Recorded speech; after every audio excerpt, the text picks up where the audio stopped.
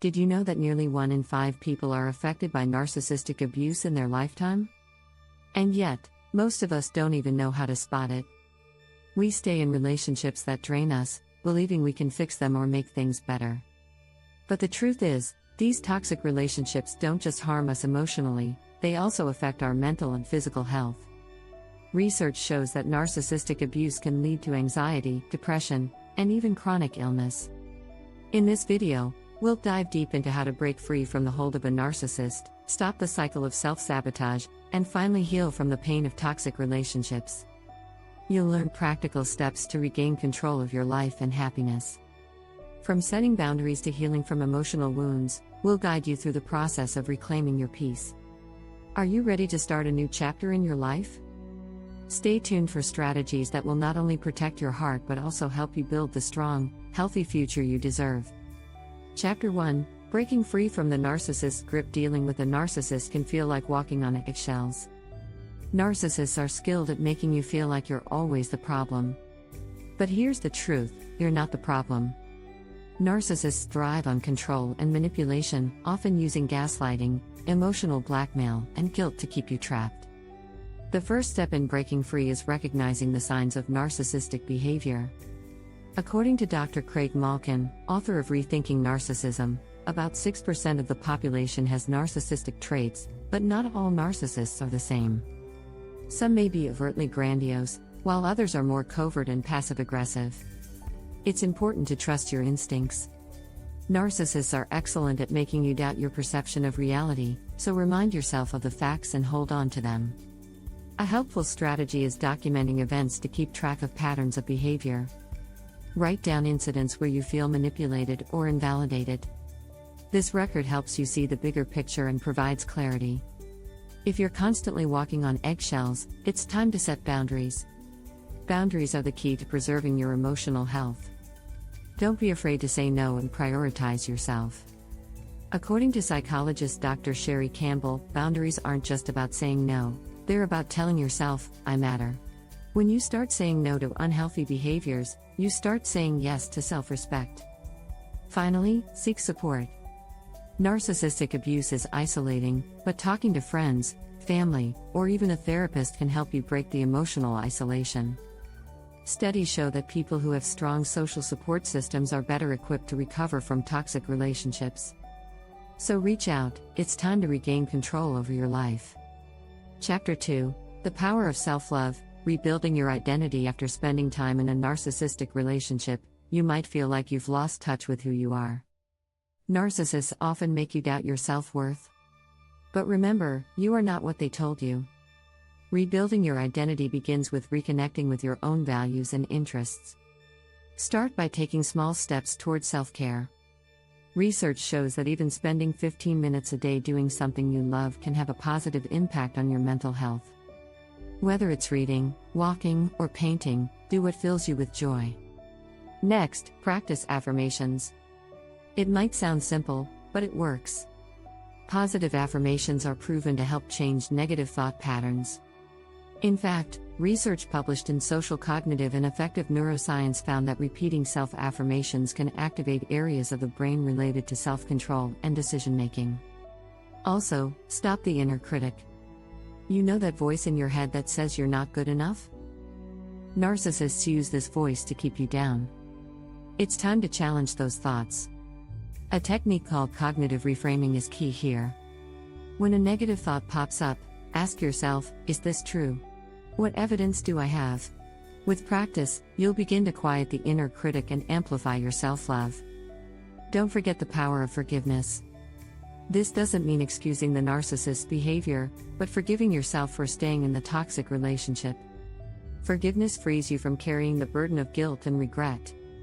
Dr. Fred Luskin, author of Forgive for Good, emphasizes that forgiveness is more for your peace than for the other person. In this chapter, the most important takeaway is to start with small steps. You are worth the time it takes to rediscover yourself, and every step you take is a victory. Chapter 3: Breaking the Cycle. Stop self-sabotage now. Self-sabotage often creeps in after leaving a toxic relationship.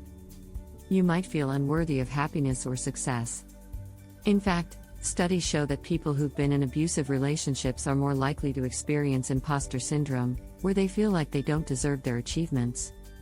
The first thing to do is identify the behaviors that sabotage your happiness. Start by recognizing negative self-talk. When you think, "I'll never be good enough," or "I don't deserve love," you're reinforcing a cycle of self-sabotage. The good news? You can change this. A study published in Psychological Science found that practicing self-compassion leads to higher levels of self-esteem. Speak to yourself with the same kindness you'd offer a friend. The next step is to set realistic goals. After a toxic relationship, it's easy to get overwhelmed and put everything off. Break down large tasks into small, manageable ones. Completing even tiny tasks will help you feel accomplished, and gradually, you'll regain your confidence. Another powerful tool is mindfulness. Studies show that mindfulness practices help reduce anxiety and self-criticism, key triggers for self-sabotage. Try starting your day with a short 5-minute mindfulness practice, focusing on your breath and grounding yourself in the present moment. It's a simple yet effective way to reset your mindset. Finally, embrace accountability. You don't have to do this alone. Surround yourself with supportive friends or a coach who can help you stay on track. When you hold yourself accountable, you stop making excuses and begin taking ownership of your happiness. In the end, breaking the cycle of self-sabotage comes down to being gentle with yourself while holding yourself to a standard of growth and self-respect. Every small step you take away from sabotage is a step closer to healing and happiness. Don't forget to subscribe for more practical advice and healing strategies. You're not alone in this journey, and together, we can break free from the patterns holding us back. Chapter 4: Healing from the Inside Out. Emotional detox. Healing from a toxic relationship isn't just about moving on, it's about detoxing your mind and emotions. Narcissistic relationships leave deep scars that require more than just time to heal. They require an intentional process. One of the first steps is to let go of resentment. Holding on to anger only hurts you. Dr. Harriet Lerner, in her book The Dance of Anger, explains that resentment traps us in the past, while forgiveness opens the door to freedom. Forgiveness isn't about excusing the wrong, it's about freeing yourself from the weight of bitterness. Start with journaling. Writing your thoughts down can be incredibly healing. Studies show that expressive writing can lower stress and improve emotional well-being. When you write, you process your emotions and gain clarity. You don't have to write a book, just 10 minutes a day can make a big difference. Another powerful tool for healing is meditation. Meditation has been proven to lower cortisol, the stress hormone, and boost overall emotional health. Apps like Headspace and Calm offer guided meditations designed to help you heal from emotional trauma. You don't need to be an expert to start, just focus on your breath and allow yourself to let go of negative thoughts. It's also essential to nurture your body during this emotional detox. Physical health is closely linked to mental health. Exercise, even a 20-minute walk, can boost endorphins and improve your mood. As author and therapist Dr. Nicole LePera points out in How to Do the Work, when we treat our bodies with respect, we start to shift our mindset toward healing. You can't heal in isolation, either. Social connections are crucial for emotional recovery. Studies show that social support can reduce the impact of stress and speed up the healing process. Whether it's talking to a close friend or seeking professional therapy, don't isolate yourself. Let others help you in this journey of healing. Chapter 5: Setting Boundaries with Love. Protect your peace. Setting healthy boundaries is essential for maintaining your peace, especially after being in a toxic relationship. Narcissists love to push boundaries and make you feel guilty for setting them. But setting boundaries is a form of self-respect, and it's essential for your emotional safety. The first step in this process is learning to say no without guilt. According to Dr. Alexandra Solomon, author of Loving Bravely, saying no is one of the most empowering things you can do for your mental health. Start small. Setting boundaries doesn't have to be a dramatic declaration. It can be as simple as communicating your needs clearly in everyday situations. For example, when a person oversteps, simply say, "I need some space right now," or "I don't feel comfortable with this." The more you practice, the easier it will become. Another key aspect of setting boundaries is recognizing your emotional triggers. Narcissists are experts at pushing your buttons, and understanding what triggers you is vital in avoiding manipulation. When you know your triggers, you can respond with calm and confidence, rather than reacting impulsively. It's also important to understand that boundaries aren't just about protecting yourself from others, they are also about protecting yourself from your own negative patterns.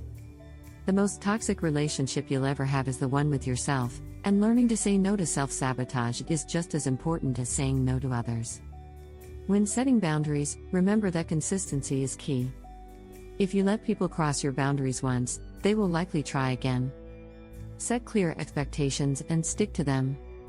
Over time, you'll teach people how to treat you with respect. Chapter 6: Embracing a New Beginning. Reignite your joy. Starting fresh after a toxic relationship might feel intimidating, but it's also incredibly empowering. Embracing a new beginning means opening yourself up to new opportunities, new relationships, and most importantly, new joy.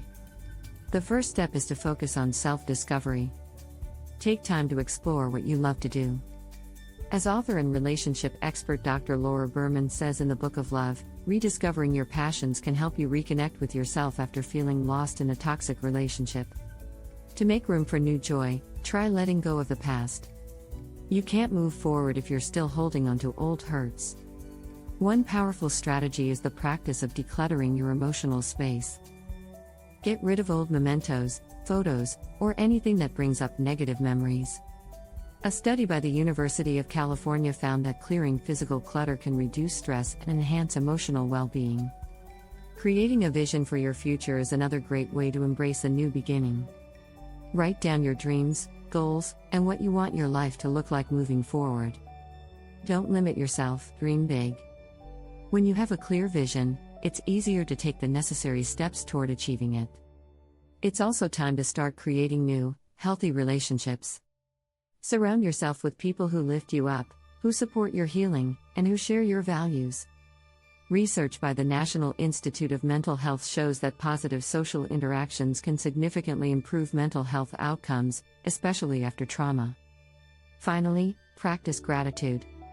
After a toxic relationship, it might be hard to see the good in life, but focusing on what you're grateful for can help shift your mindset. According to a study in psychological science, practicing gratitude can enhance feelings of well-being and promote a positive outlook on life. Start small, write down 3 things you're grateful for every day. Embracing a new beginning isn't just about moving on from the past, it's about creating a new, healthier future. Every step you take toward self-love and happiness is a step toward your best life. Don't forget to subscribe and hit the notification bell to stay updated on more empowering content like this. You deserve to heal, thrive, and embrace the happiness you've always dreamed of.